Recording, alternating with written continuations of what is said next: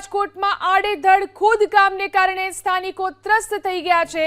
નવી પાણીની પાઇપલાઇનના નામે આડેધડ ખોદકામ થવાથી લોકો ત્રસ્ત થયા છે।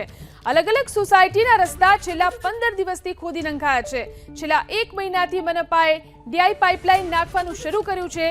ગોકુલધામ, જાગનાથ સહિતના વિસ્તારમાં 1 મહિનાથી રોડને ખોદી નાખવામાં આવ્યા છે। મુખ્ય રસ્તાઓની સાથે સાથે સોસાયટીના રસ્તાઓ પણ ખોદી નાખ્યા।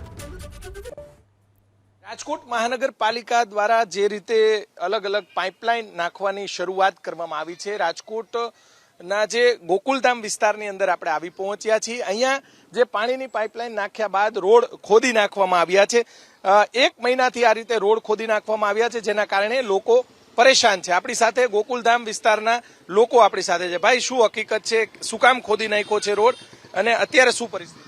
ગોકુલધામ સોસાયટીમાં ડીઆઈ પાઇપલાઇનનું કામ ચાલુ છે। આમ તો આખા રાજકોટમાં ચાલુ છે, પણ આજે રોડ રસ્તાને જે ખોદી નાખ્યા છે એને હિસાબે થઈને ધૂળ રજ ને બહુ ઉડે છે અને સાથે સાથે માંદગી, તાવ, શરદી, ઉધરસના વાયરા બહુ વધી ગયા છે અને એકદમ ધૂળ ડમરી ચડે એવી ઉડે છે।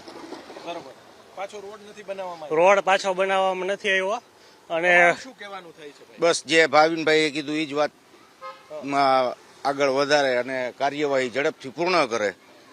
કેટલા સમયથી ખોદી નાખ્યો છે? આ લગભગ છેલ્લા 1-1.5 મહિના જેવું થયું બરોબર, અને બધાને પણ હેરાનગતિ થાય છે। બરોબર, આવક જાવકમાં બધી રોડ રસ્તા બધા ખોદેલા છે, તમે જોઈ શકો છો અત્યારે। બરોબર, તમારું શું કહેવાનું થાય છે? તમારું શું કહેવાનું થાય છે? બોલો। આ છેલ્લા 1 થી 1.5 મહિનાથી આ પ્રયાસ ચાલુ છે, રોડ રસ્તા બંધ થઈ જાય।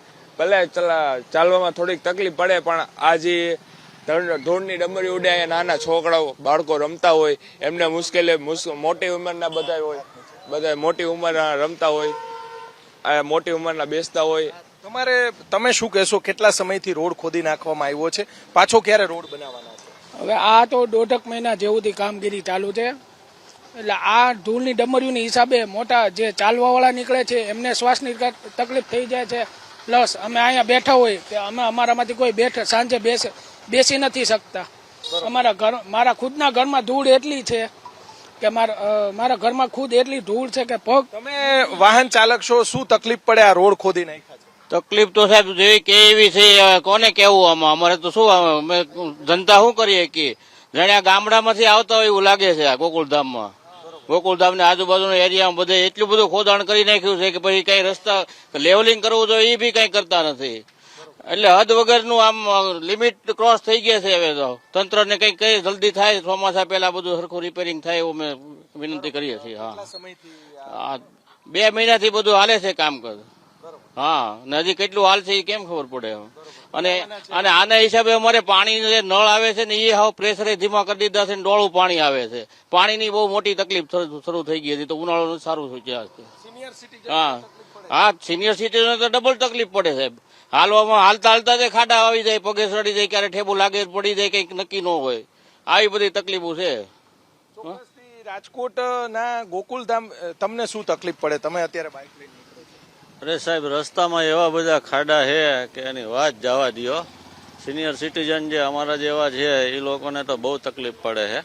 અને સમજી લ્યો કે ભાઈ ઘરના ફેમિલી લઈને હારે નીકળવું હોય તો બાઇક ઉપર તો નીકળાતું જ નથી।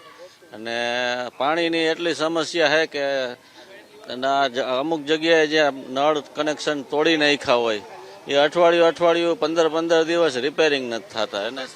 અહીંયા દ્રશ્યો બતાવશું। ગોકુલધામ સોસાયટી એ રાજકોટની સૌથી મોટી સોસાયટી છે। રાજકોટના અલગ અલગ જે વિસ્તારો છે ત્યાં આ રીતે રસ્તા ખોદી નાખવામાં આવતા લોકો પરેશાન છે। ખાસ કરીને વોર્ડ નંબર 7, વોર્ડ નંબર 13, 14 જે અલગ અલગ વોર્ડ આવેલા છે તેની અંદર જે વોર્ડ નંબર 12 છે, વોર્ડ નંબર 11 છે, ત્યાં પાણીની ડીઆઈ જે પાઇપલાઇન નાખવાની છે તેને લઈને 1 મહિનાથી રોડ ખોદી નાખવામાં આવ્યા છે। ફરીથી રોડ ન બનાવવામાં આવતા ઠેર ઠેર સ્થાનિકો પરેશાન છે। રાજકોટના યાજ્ઞિક રોડ પર આવેલા જાગનાથ વિસ્તાર સહિતના વિસ્તારોમાં પણ લોકો પરેશાન જોવા મળી રહ્યા છે। કેમેરામેન શુભ આશિયાની સાથે પરાક્રમસિંહ જાડેજા, એબીપી અસ્મિતા, રાજકોટ।